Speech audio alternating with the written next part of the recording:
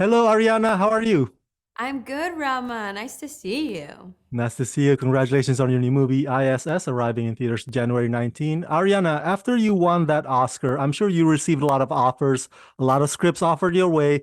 Why did you choose this one? And did you miss not having to get to sing and dance in this movie? You know what's funny? I made this movie before I won an Oscar. I somehow convinced Gabriella that I was who she needed to play Dr. Kara Foster. I'd made West Side Story and The Prom. And I was like, I think I should try something that has nothing to do with musicals. And so my team was very helpful and they brought me this script and I put myself on tape and I got a meeting with Gabriella and somehow convinced her to say yes to me. And then we made the movie during the pandemic, actually. That's So it was wild, not needing to rely on my singing and dancing skills. But I will say my knowledge of physicality and body language was very helpful with this particular character and this movie.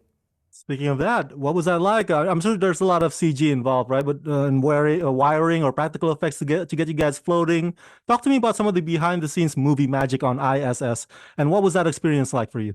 Yeah, well, in the film, it just looks like we're floating in zero gravity, but we actually shot with harnesses and tethers.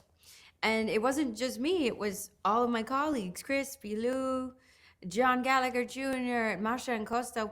We were all on harnesses and we were on a structure, right? So there was a whole team of people trying to figure out how to balance our weight and how to move us from point A to point B, all whilst trying to be as authentic to what it might look like physically. So we definitely had our hands full.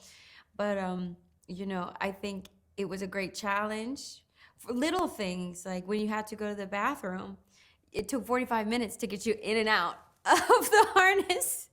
So poor Gabriella was like, "Oh my gosh, am I actually gonna accomplish anything today?"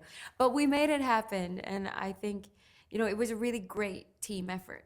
Fun question. If you were an astronaut on a powerful spaceship that can take you anywhere in the universe, which planet in our solar system that you would like to visit and why? Oh wow. I don't know what this says about me, but Uranus was the first one that popped into my head. It has a cool name. I don't know. And has this experience give you newfound appreciation for scientists, physicists everywhere advancing research for humankind? Absolutely. I have such a respect and a reverence for science and physicists. Anyone who has the brain power to understand our world through this lens, I I I do respect, and they deserve my utmost respect because that's not how my brain works, right?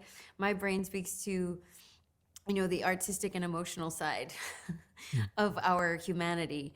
But I think scientists, what I learned through my research, they look at the world through this science-based fact way of thinking and being, but there is great empathy and compassion in it, right? So it actually kind of showed me a way to relate to them.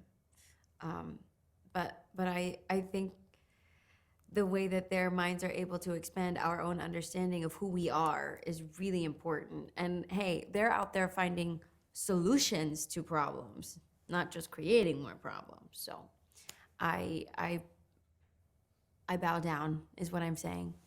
Uh, Oscar winner Ariana, thank you for talking to me and congratulations. Oh, it's my pleasure. Thank you for your time.